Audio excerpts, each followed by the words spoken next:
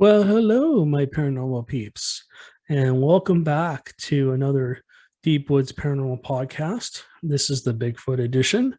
My name is Matt Harvey. I am the host of the Deepwood's Paranormal Podcast. I am also the founder and lead investigator with Deepwood's Paranormal.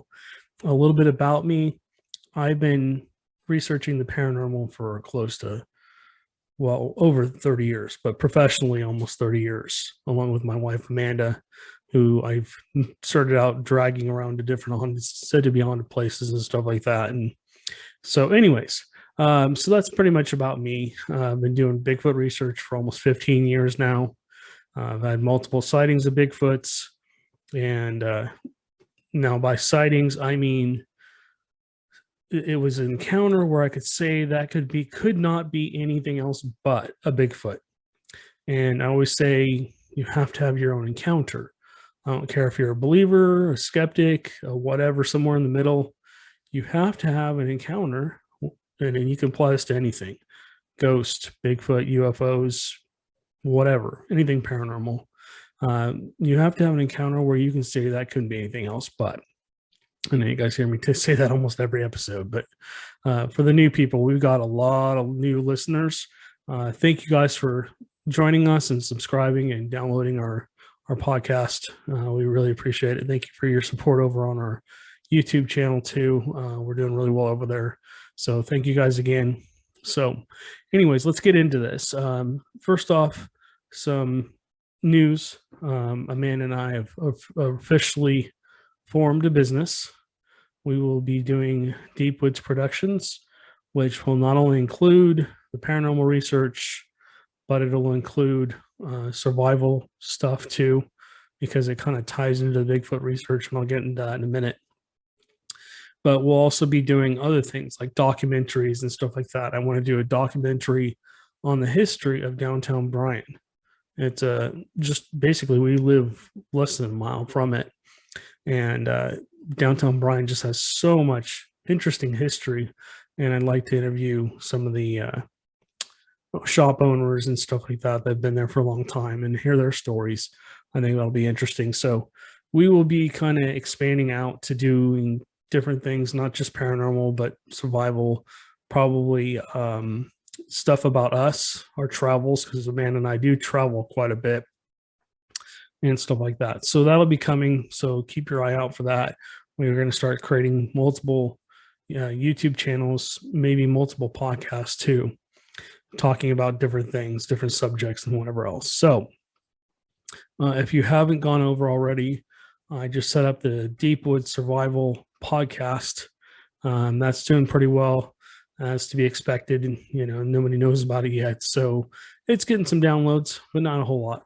So if you do me a favor, if you're into survival, camping, hiking, fishing, anything to do with outdoors, pew-pews, I don't want to say the other word, but going to look for things and bringing home stuff, trophies, if you will, then hopefully you're eating and consuming everything, just going out there to pew-pew an animal for no reason. And then survival and prepping stuff, gear reviews, all that fun stuff will be over there. So if you're interested in that, please go listen to that. I've done a couple of those podcasts so far. I'm going to try and do one a day here to get that built up so that there's quite a few for you to listen to. But again, thank you guys all for your support. We really appreciate it on both these channels and on our YouTube channels and through our Facebook and other social media. Thank you guys again. Can't say that enough. You guys are amazing. So let's get into this. Okay. So people ask me all the time, what if you did a stealth camping trip to go look for Bigfoot? And I kind of laughed at first. I'm like, how the heck would I do that? And so I thought about it. I'm like, okay, you know what? That does kind of make sense. If you go into a Bigfoot territory, not like Joe's, but another place that was more secluded, completely away from people, and you set up a tent, and then you set up camo either tarps or camo. They have it's kind of like it's almost like a tarp, but it's see-through. It's like a camo blanket almost, that you can basically hang from trees, and it basically makes it harder for them to see you. Now, I kind of talked about this on my survival podcast too, but Bigfoots, I mean, and you got to take all this with a grain of salt. There's no proof of any of this. So that's one thing you have to remember. Just take everything I say with a grain of salt. Like I said, you have to have your own experience and you have to come up to your own conclusions about Bigfoots. I mean, there is no experts out there. There's nobody that knows everything about these things. Otherwise, we'd have one in a museum somewhere probably. And, I'm not going to talk about the GOV at all, but I'm pretty sure that they have some live specimens, or multiple live specimens probably in different places that they're studying for probably military research and whatever else. So stealth, let's talk about stealth Bigfoot camping here a little bit more in detail.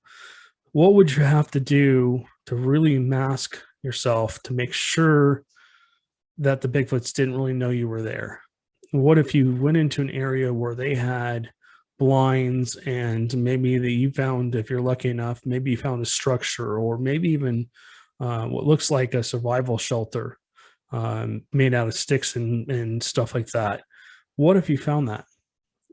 What if you found fresh prints all around that? You could put up maybe a hammock and again use different types of camo netting all around your tent to disguise your location. You'd have to be severely quiet. You would have to essentially maybe spray yourself with the spray that they use for hunting. That would remove your scent. And then you'd have to make sure you weren't in a heavy winded area where it's, something's blowing your scent all. You can't get rid of your scent completely, but you don't want to have that anywhere. And then you'd have to have food that you could consume that would probably have to be cooked, I would imagine, because if you are sitting there cooking, they're going to know you're there. I mean, they're going to smell. Anybody could smell it. Animals have a very good sense of smell. I think Bigfoots have a really good sense of smell as well. I think their vision, their hearing, their sense of smell is probably way advanced from us, way more better. This is just my theories. These are all just theories, so just take this with a grain of salt. Like I said, if you're a non-believer and you're listening, you're rolling your eyes, you're going, oh, how do you know that? And just experience things that have happened to me out in the field where I've seen a Bigfoot or whatever. Haven't ever really taken very many by surprise. They took us by surprise most of the time when I've had encounters, let's just say.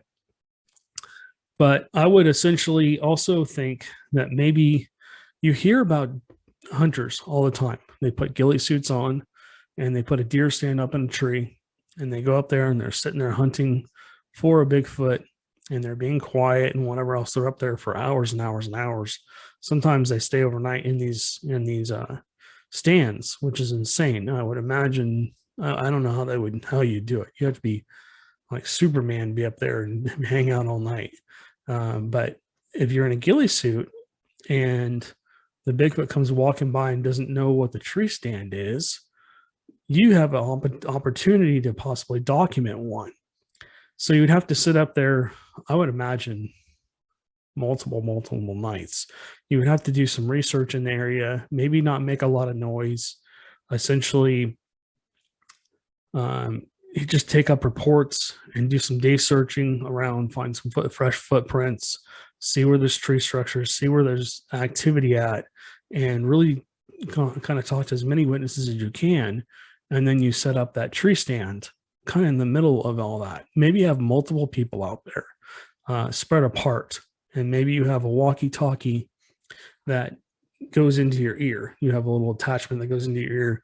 So when it squawks, you don't hear it, but you can whisper into it and communicate with each other in case the other one's experiencing something. That's something I think you could do, especially if you're wearing a ghillie suit. Another thing is maybe you don't even take a tent or anything like that. Maybe you find a little area where, there's some brush or whatever, some trees that are kind of in a circle or whatever, put a ghillie suit on. And then essentially, maybe that's where you hang out all night, maybe leaning against a tree, and hope that maybe one stumbles by you. And then maybe you have a camera down somewhere in your lap or whatever, so it's not seen.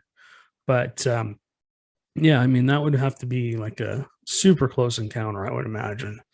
But that would be cool. I think that's something that I'm going to look into in the future, is doing some Bigfoot stealth camping. If you follow Steve Walls on YouTube here, or if you follow anybody else that does this, essentially stealth camping, I should have said this when I started. Stealth camping means that you're going into a location, and this doesn't apply to what I'm trying to do.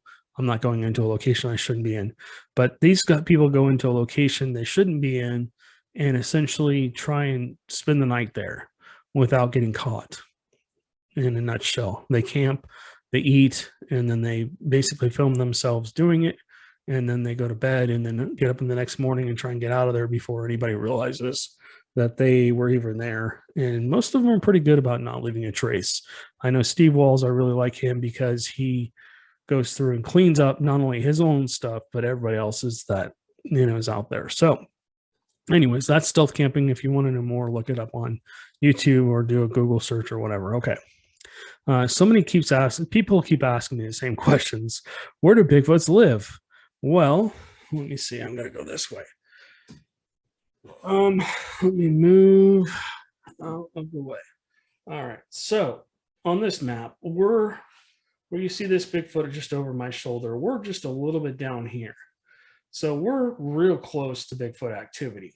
There's probably more Bigfoot activity than this in Texas, but from the Louisiana border all the way up here into Arkansas, Oklahoma, Kansas, this is all Bigfoot territory. And what people don't realize is on the other side, let me scoot back in, there's other sightings over here. They're not as many. And then at the bottom of Texas too, there's a lot of sightings. So, I mean, I've done multiple podcasts where I talk about how to find Bigfoots and stuff like that. So if you're interested in that, please go back and listen to some of our other podcasts where I go into detail. I actually use a map and I kind of show what I'm looking for and go from there. Okay, so how do I find Bigfoot? Kind of same thing. Witnesses, here's how I do this. Normally, I look for reports online. I look and see what's the newest reports, where are they reported, and I start to build. I take those reports and I put them on a map. I put them on a Google map. I put a pin there. And then as I hear more and more reports, I might go into a town or something like that and just put a notice out that I'm there and ask if any Bigfoot witnesses want to come forward. And if you do, you can always contact us too. If you're in Texas here and you want to talk to me about some of your Bigfoot reports or, an encounter that you had or whatever, I'd love to hear it. In fact, our audience would love to hear it too. But yeah, so that's what I do. I go and I try to meet with people, and then our clientele, like Joe, his area is like Bigfoot Central. So he's constantly talking to his neighbors and talking to other people in town about Bigfoot and getting reports and trying to steer us in the right direction. And so we can plot those Bigfoot sightings on a map, and we can get a better idea of where we want to try and investigate and do a night investigation and stuff like that. So that's the first part of it, is just getting all the reports, finding a location with multiple sightings within, a couple, 4 or 5 miles of each other, maybe a little bit more, maybe up to 10 miles. Because those, if you think about it, these Bigfoots are just hunters. All they're doing is going around basically looking for food, scavenging food, water, and then doing whatever else they do. Who knows if they have hobbies, or I know there's been some sightings of Bigfoots watching kids play basketball or playing or whatever. They seem to be kind of interested in looking into windows to see what's going on. It's probably like a TV for them. They're watching to see what's going on the reality channel. Hey, there's a human. let me peek in their window and see what they're doing. And they scare the heck out of us. And then we scream or whatever and they run. But so finding reports, plotting them on a map, and then going out to those locations. And usually during the day, I usually go out to those locations during the day.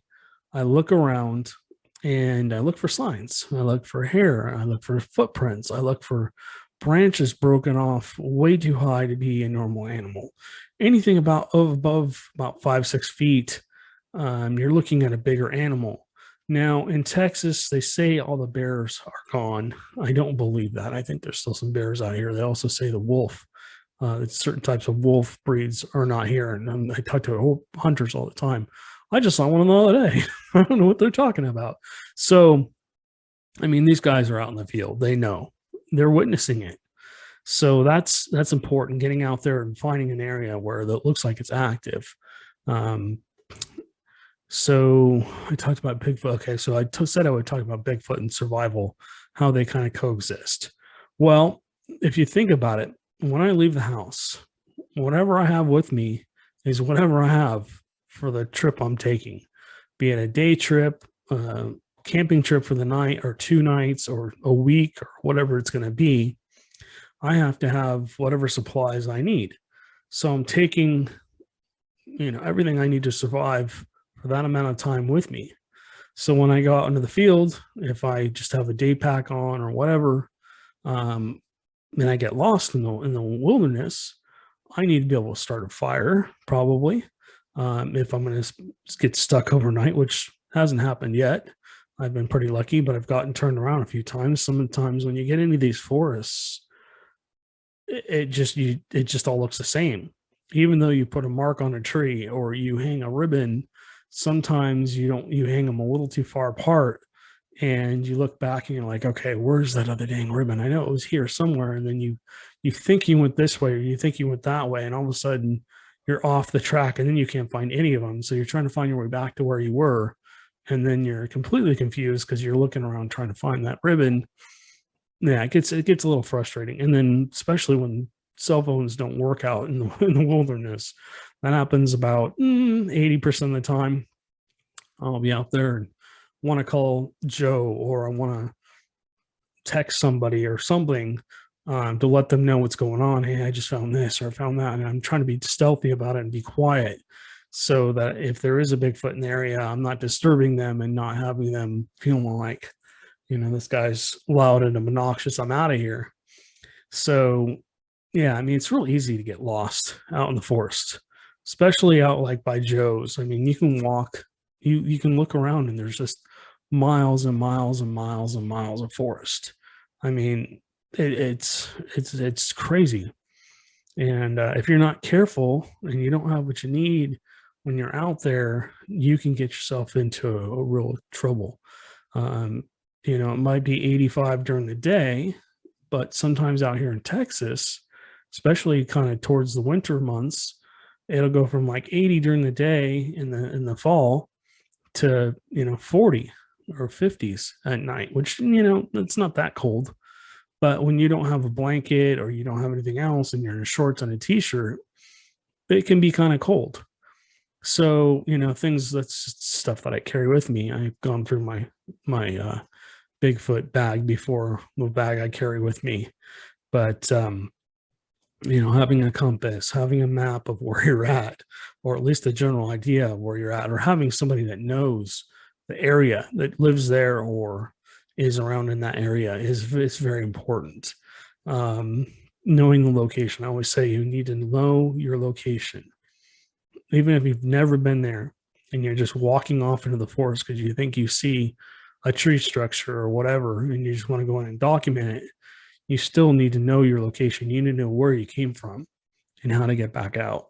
There's a lot of people that get lost in the forest, and some of them are never found.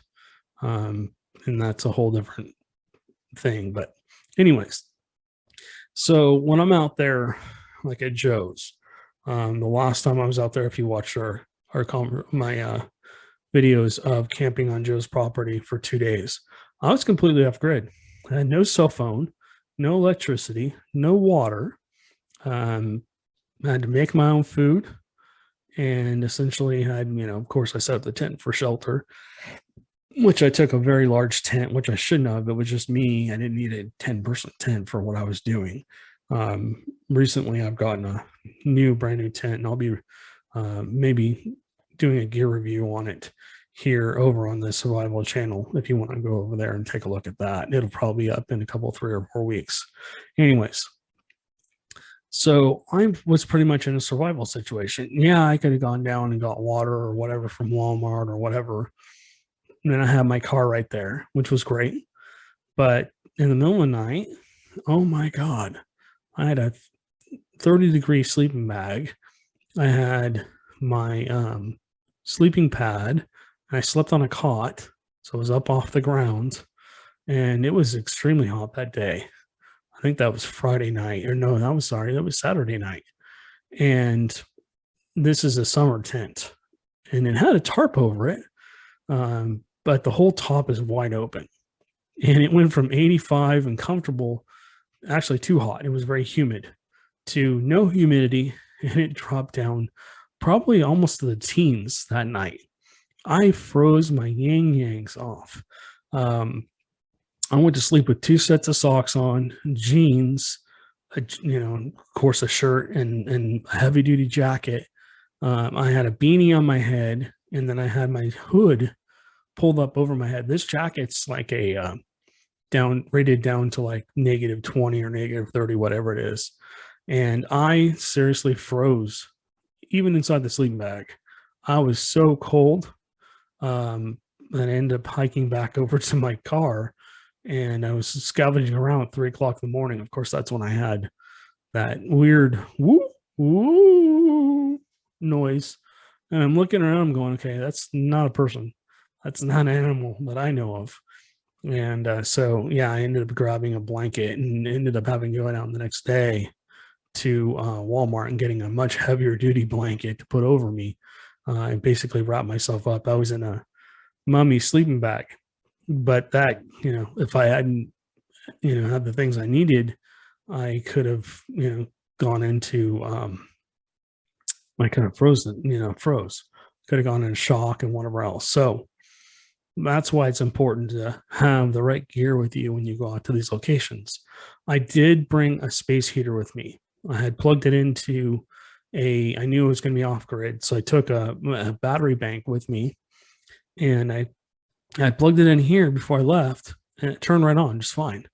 Of course, as soon as you got out in the field, I plug it in, and it seems like electronics never work in the field. This is the weirdest things, between cameras malfunctioning, audio recorders malfunctioning, and now this. So I froze that night. I got a little smarter the next night, but if I had been better prepared, I would have essentially been better off. So, and then also having the right gear. I mean, I couldn't, I started a bonfire on his property, which he was okay with. I burned a bunch of his old stumps and some old brush that he had laying around, and from the trees that they cleared. But if I'd moved the fire just a little bit closer to the tent and kept it going throughout the night, it might have been a little bit warmer. Something I could have fixed. And I can go on with this survival stuff forever. But like I said, if you're in the woods with Bigfoot, looking for Bigfoot, you have to be prepared, because a lot of the times you're up in an area where you're in the middle of nowhere.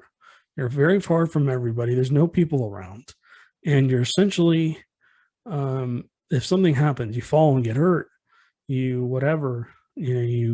run out of food or snacks for the day, or you get caught out there, you can't make your way all the way back to your car, you're stuck out there, and you have to be ready for that. You have to make sure that you have whatever you think you're going to need to basically survive through the night if you have to stay the night out there. One thing I always carry with me is a light jacket, which keeps me pretty warm, especially during this spring and summer months. I don't ever usually wear it, but every once in a while it gets cold out here. Another thing that happens is we're in Texas. We get pop-up storms here and there, and it just starts pouring rain out of nowhere. You don't have a jacket, you're going to get soaked. And if you're not wearing the right kind of pants that are either water resistant or waterproof, or that you've sprayed with whatever to make sure it's waterproof or at least water resistant, you're just going to get wet, and nobody likes to be wet. Even if it's 60 degrees out and you're wet, you can have a good chance of becoming hyperthermic, excuse me. So these are all things that you have to basically prepare for when you go out there. You have to have skills. You have to know how to read a compass. You have to know how to read a map. You have to essentially know how to navigate through the forest. You have to know how to find water if you need it. I always carry a water filter with me just because I don't want to carry 10 pounds, 15, 20 pounds worth of water on my back. It's just annoying, and it slows me down. And of course, it makes me hot and everything else. So, like I said, your clothes are kind of part of your survival gear when you're out there. Even if it's supposed to be 100 degrees, you probably should wear some kind of pants, because at night there's a good chance it's going to get cold. And have a jacket with you. Even though it's 100 degrees, you might get cold, and there's also a chance for rain and whatever else. So anyways, that's how survival kind of plays into the Bigfoot research. If you're out in the field, you're out in the wilderness, and you don't have what you need, and you absolutely need that item, be it an axe or a knife or a fire starter or another way to start fires, or you just can't get something burning because it's just wet, and that happens a lot out here in Texas, and you don't have some kind of fire starter that burns hot enough to dry the material, you're not going to have very much fun. So anyways, all right, guys, I'm going to let you guys go. Thank you guys so much for listening. I appreciate your support. Again, if you want to go check out our Deepwood survival channel, and if you're interested in that kind of thing, we talk about, like I said, everything outdoors: camping, hiking, fishing, pew-pews, and preparing, and gear reviews, and we're going to be doing all that over there. So, and if we're also going to have a YouTube channel, we'll be linked to this channel, so you guys can check that out as well. All right, guys, you have a great night. We appreciate you. Thank you again for your support and your comments. If you want to come on to our show, please contact us either through this channel, the YouTube channel. You can leave a comment below. You can go to our website, deepwoodsparanormal.com. Our social media has my cell phone number, our email address, and you can message us through that way if you want to. We have a lot of people that do that. They want to message us through Facebook, which is great. That's fine. And then also email or whatever. So lots of ways to contact us. Like I said, we're always looking for guests to come on and talk about their Bigfoot experiences, or if you just had some kind of other paranormal experience. We love to talk to everybody. We want to hear about your story. Again, there's no judgment. So thank you guys again. We appreciate you. You guys have a good night.